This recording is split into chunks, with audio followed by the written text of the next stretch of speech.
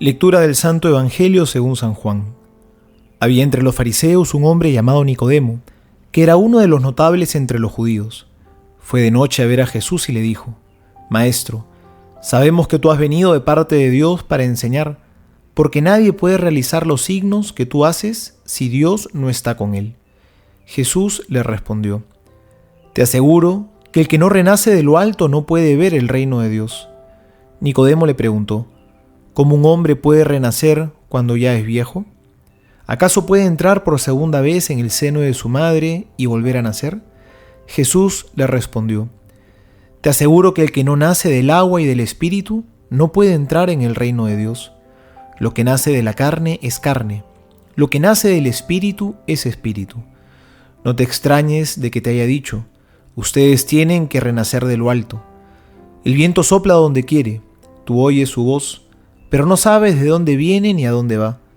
Lo mismo sucede con todo el que ha nacido del Espíritu. Palabra del Señor. Gloria a ti, Señor Jesús.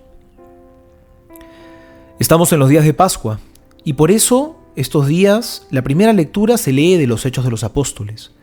Hoy Pedro y Juan regresan después de haber sufrido la injusticia. Por curar a un hombre cojo, por hacer una buena obra, son tomados por los judíos, encarcelados y amenazados para que no sigan anunciando a Jesús. Pero hoy estos apóstoles nos dan un mensaje muy claro. Ha habido un cambio radical en ellos. Regresan donde los suyos y luego de contarles lo que les había pasado, la injusticia y las amenazas que recibieron, se ponen a rezar. Es importantísimo que aprendamos de ellos, porque ha habido un cambio radical. Han aprendido a confiar en Dios, han aprendido en quién tienen que poner su confianza. Ante los problemas, ante las dificultades, ante las pruebas y las amenazas, se ponen en las manos de Dios. Y además podemos decir también que han aprendido a rezar. Se dejan iluminar por un salmo del Antiguo Testamento y no le piden a Dios lo que quizás nos brotaría a nosotros pedirle primero. No les dice: líbranos por favor, Señor, de la persecución y de las amenazas. Más bien lo que piden es la valentía para seguir anunciando la palabra. Entendieron que era lo esencial de la vocación. ¿Cuál es su gran tesoro? ¿Qué es lo que los hace realmente brillar en medio del mundo? Eso es ser testigos de Jesús. Porque nunca podemos perder nuestra esencia de ser apóstoles, de arder con gozo y con amor por anunciar al buen Jesús, por llevar la buena noticia. Lo único que pedían ellos era tener la libertad para seguir siendo testigos del Señor. Que nos pase lo que sea, incluso estamos dispuestos a ir a la cárcel, pero la buena noticia nunca debe dejar de ser anunciada. Aprendamos hoy también de ellos a rezar así, con valentía y con coraje, llenos del Espíritu Santo, a poner nuestra confianza en Dios, a acrecentar ese deseo de ser apóstoles. Podemos aplicarnos también lo que Jesús le dijo a Nicodemo hoy en el Evangelio. Hay que nacer de nuevo, hay que nacer a esa vida del Espíritu. Ese Espíritu que sopla donde quiere, que a veces no sabes de dónde viene ni a dónde va. Es la invitación a renovarnos en la vida del Espíritu. Es decir, hay que ser hombres y mujeres de Dios espirituales, cada vez más afincados interiormente, con un corazón lleno de amor por el Señor y por los hermanos. Soy el Padre Juan José Paniagua y les doy a todos mi bendición, en el nombre del Padre y del Hijo y del Espíritu Santo. Amén.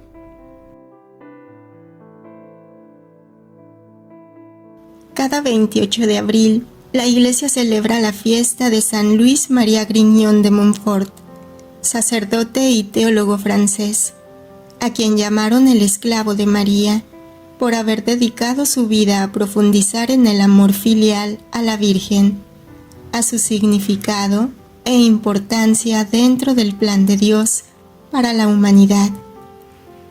El trabajo teológico de San Luis María, fruto de su relación íntima con el Señor, ha sido reconocido como un esfuerzo auténtico por conocer mejor el papel que la Madre de Dios ha desempeñado y sigue desempeñando en la obra de la salvación. Al mismo tiempo, la vida y escritos de este gran santo señalan un derrotero espiritual para crecer en la piedad y devoción a nuestra Madre del Cielo. La obra de San Luis María Grignon de Montfort ha sido determinante para el desarrollo de la Mariología.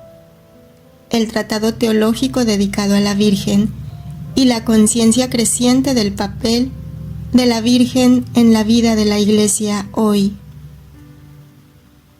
El Papa San Juan Pablo II eligió como lema pontificio la expresión totus tuos, inspirándose en la obra y pensamiento de San Luis María Griñón. De hecho, la fórmula está tomada de un pasaje del Tratado de la Verdadera Devoción a la Santísima Virgen. María, soy todo tuyo, y todo lo mío es tuyo. Te acepto como mi todo. Dame tu corazón, María. Para San Luis María, sin las asistencias espirituales de la Madre de Dios, la santidad se hace tarea imposible. Por eso, escribe: a quien Dios quiere hacer muy santo, lo hace muy devoto de la Virgen María. San Luis María, ruega por el reino. Comentarios y meditaciones desde la tradición de la Iglesia. Joseph Ratzinger, Jesús de Nazaret. El símbolo del agua recorre el cuarto evangelio de principio a fin. Nos lo encontramos por primera vez en la conversación con Nicodemo del capítulo 3. Para poder entrar en el reino de Dios, el hombre tiene que nacer de nuevo, convertirse en otro, renacer del agua y del Espíritu. ¿Qué significa esto? El bautismo como ingreso a la comunidad de Cristo es interpretado como un renacer que, en analogía con el nacimiento natural a partir de la inseminación masculina y la concepción femenina, responde a una doble principio. El Espíritu Divino y el agua como Madre Universal de la vida natural, elevada en el sacramento mediante la gracia, a imagen gemela de la Theotokos virginal. Dicho de otro modo, para renacer se requiere la fuerza creadora del Espíritu de Dios, pero con el sacramento se necesita también el seno materno de la Iglesia, que acoge y acepta. Pautina Rich cita a Tertuliano: nunca había Cristo sin el agua, e interpreta correctamente esta palabra algo enigmática del escritor eclesiástico. Nunca estuvo ni está Cristo sin la Iglesia. Espíritu y agua, cielo y tierra, Cristo e Iglesia van unidos. De esta manera se produce el renacer. En el sacramento, el agua simboliza la tierra materna, la Santa Iglesia que acoge en sí la creación y la representa.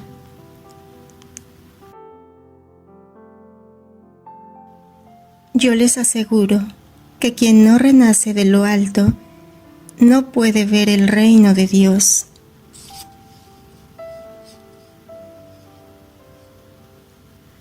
Ser santos significa realizar plenamente lo que ya somos en cuanto elevados en Cristo Jesús a la dignidad de hijos adoptivos de Dios.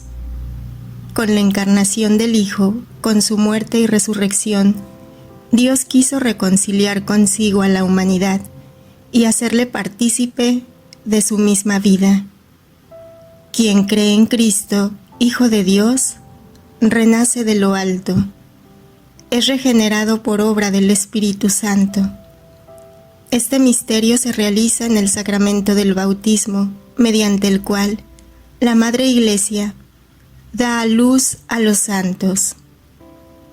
La vida nueva recibida en el bautismo no está sometida a la corrupción y al poder de la muerte.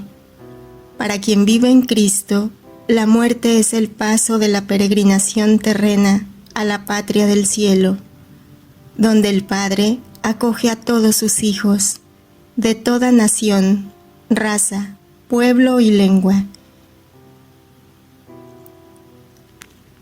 La comunión de los santos que profesamos en el credo es una realidad que se construye aquí en la tierra, pero que se manifestará plenamente cuando veamos a Dios tal cual es.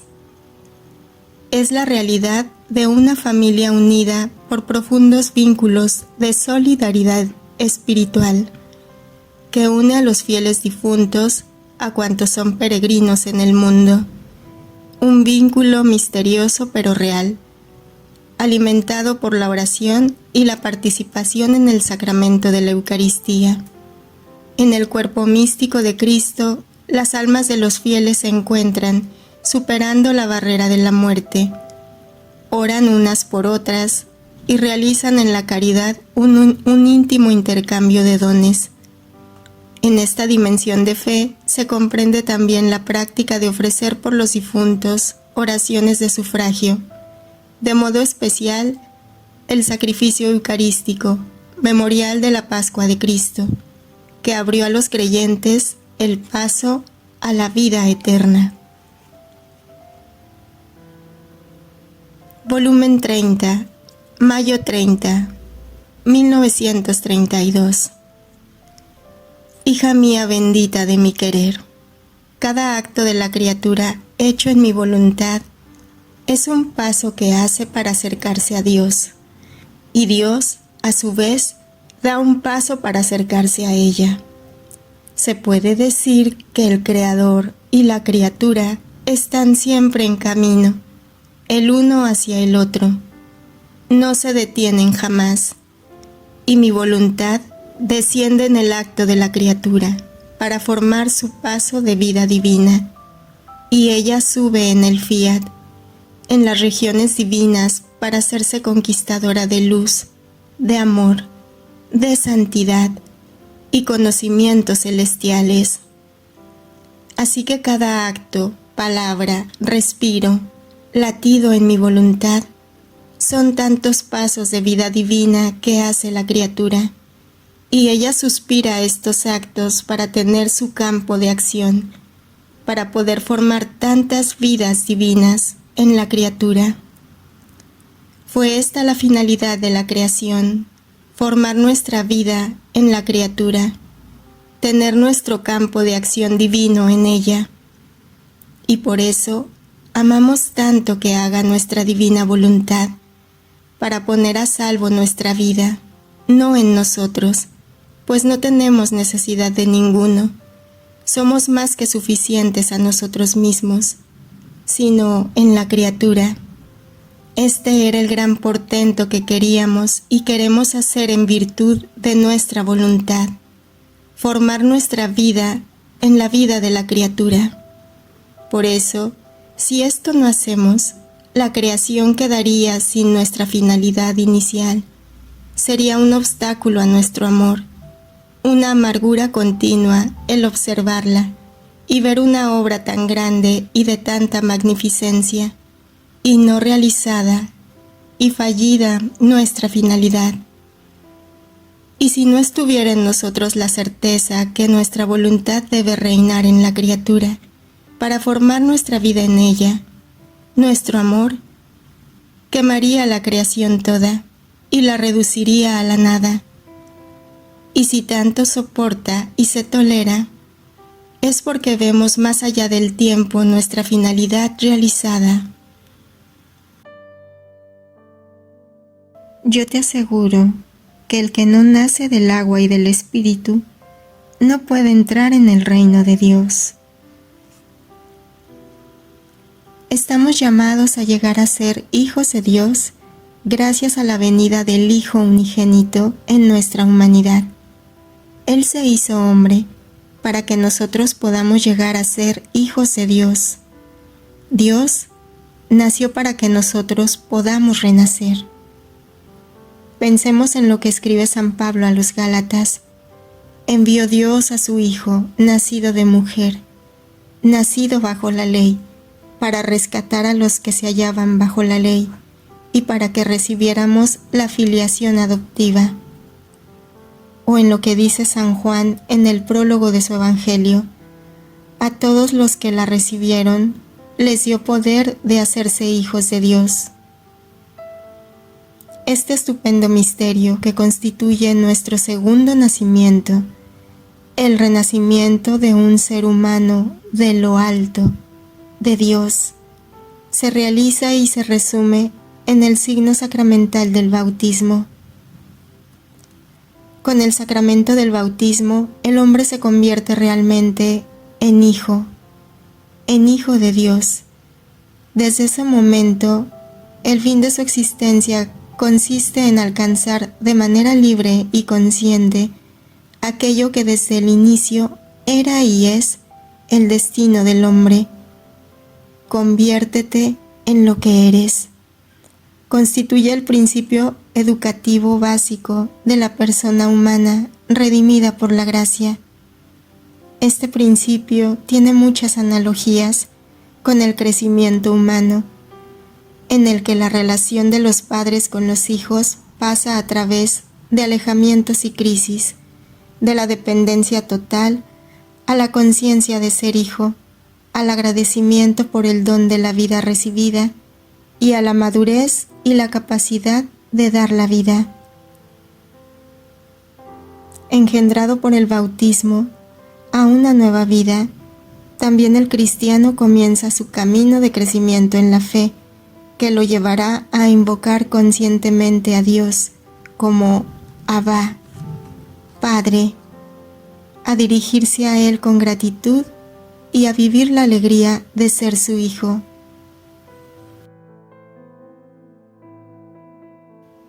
Volumen 9, marzo 23, 1910. Hija mía, te recomiendo que no salgas de dentro de mi voluntad, porque mi voluntad contiene tal potencia que es un nuevo bautismo para el alma. Es más que el mismo bautismo, porque en los sacramentos hay parte de mi gracia. En cambio, en mi voluntad está toda la plenitud. En el bautismo se quita la mancha del pecado original, pero quedan las pasiones, las debilidades. En mi voluntad, destruyendo el alma el propio querer, destruye las pasiones, las debilidades y todo lo que es humano, y vive de las virtudes, de la fortaleza y de todas las cualidades divinas. Lo nacido de la carne es carne, lo nacido del espíritu es espíritu. San Juan de la Cruz dice: el que no renazca en Espíritu Santo no podrá ver este reino de Dios, que es el estado de perfección. Y renacer en Espíritu Santo en esta vida es tener un alma semejante a Dios, en pureza, sin tener en sí alguna mezcla de imperfección, y así se puede hacer pura transformación por participación de unión, aunque no esencialmente. El alma quita de sí todo velo y mancha de criatura, lo cual consiste en tener la voluntad perfectamente unida con la de Dios, porque el amar es despojarse y desnudarse por Dios de todo lo que no es Dios. Luego queda esclarecida y transformada en Dios.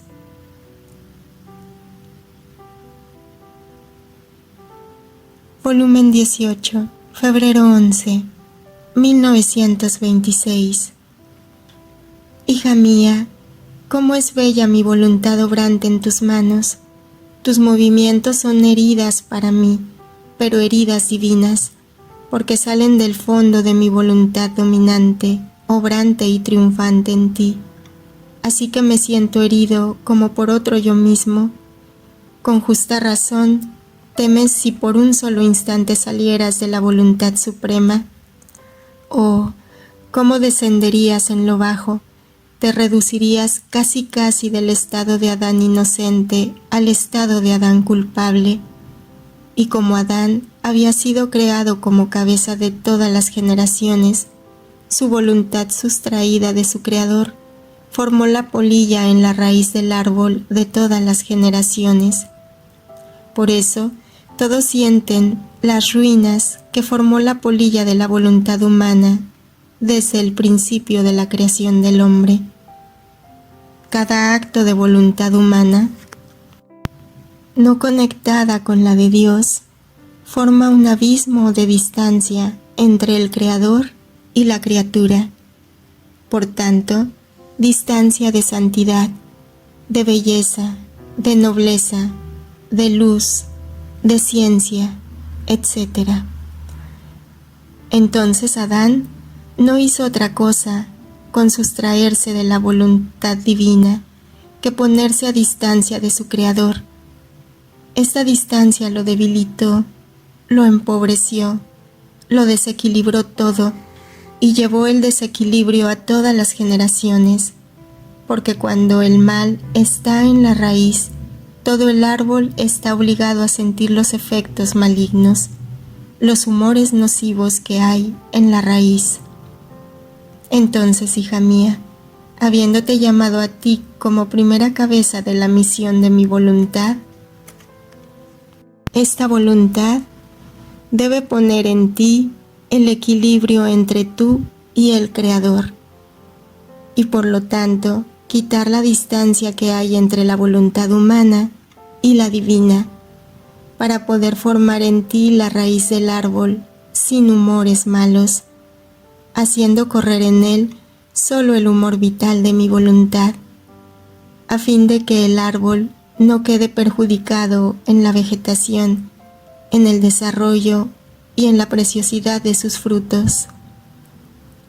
Ahora, si tú quisieras hacer un acto de tu voluntad no conectada con la mía, vendrías a formar la polilla a la misión que te he confiado, y como un segundo Adán, me arruinarías la raíz del árbol de mi voluntad que quiero formar en ti, y perjudicarías a todos aquellos que querrán injertarse a este árbol, porque no encontrarían toda la plenitud de mi voluntad en quien de ella ha tenido el principio.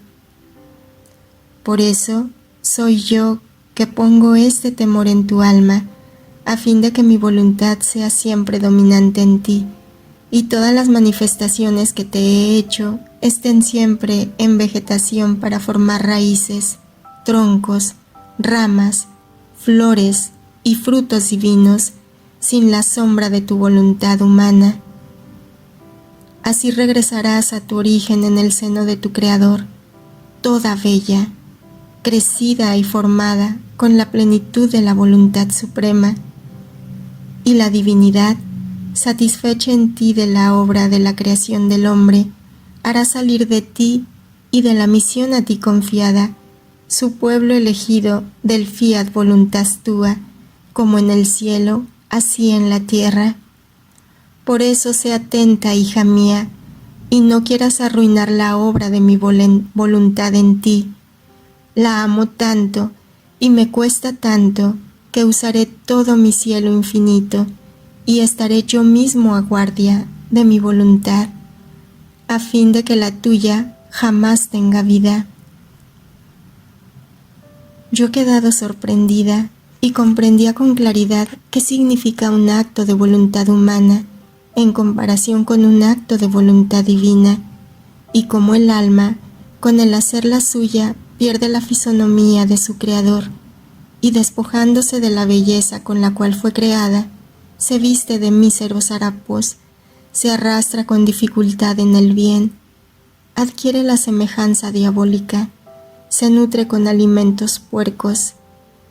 Jesús mío, danos la gracia a todos de jamás hacer la propia voluntad, lo cual es llamar a vida todas las pasiones.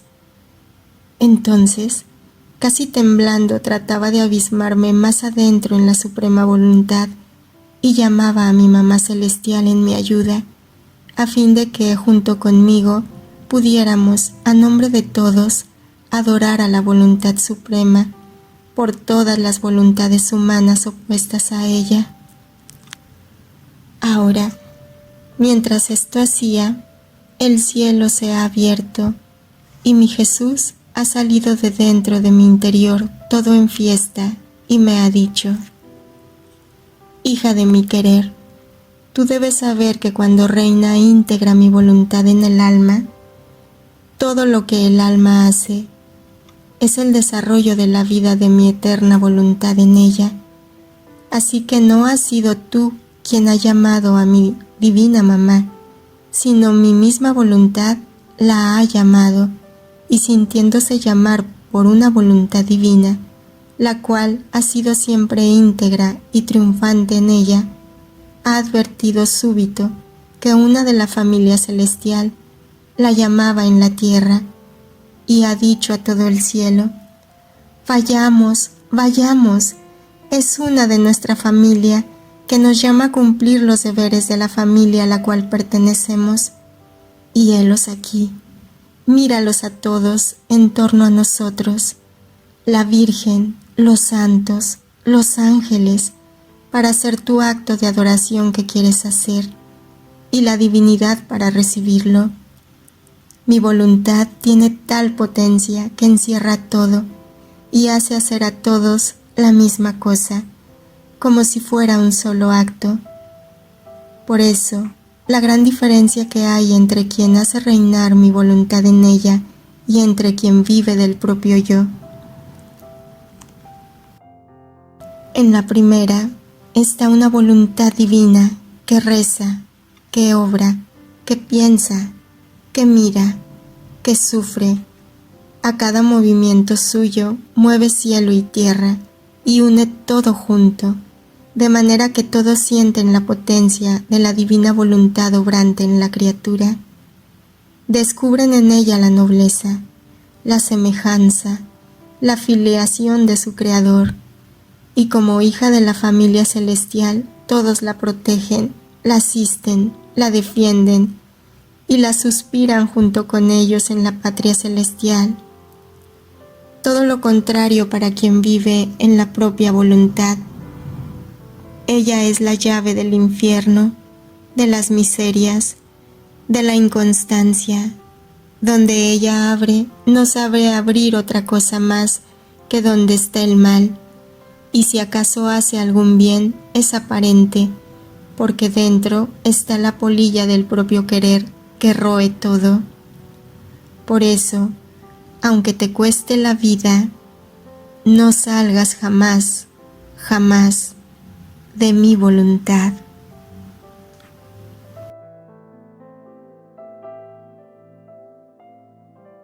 Gloria al Padre, al Hijo y al Espíritu Santo, como era en el principio, ahora y siempre, por los siglos de los siglos. Amén. Pequeña hija de mi querer, las sorpresas, las novedades, los secretos, los atractivos que mi querer posee son sin número, y quien entre en él queda renovado, magnetizado, tanto que no puede ni quiere salir de él. Siente su imperio divino que lo inviste, el bálsamo celestial que, cambiando su naturaleza, lo hace resurgir a nueva vida. Volumen 35, agosto 15, 1937. Ven, divino querer, ven a reinar en nosotros. Fiat.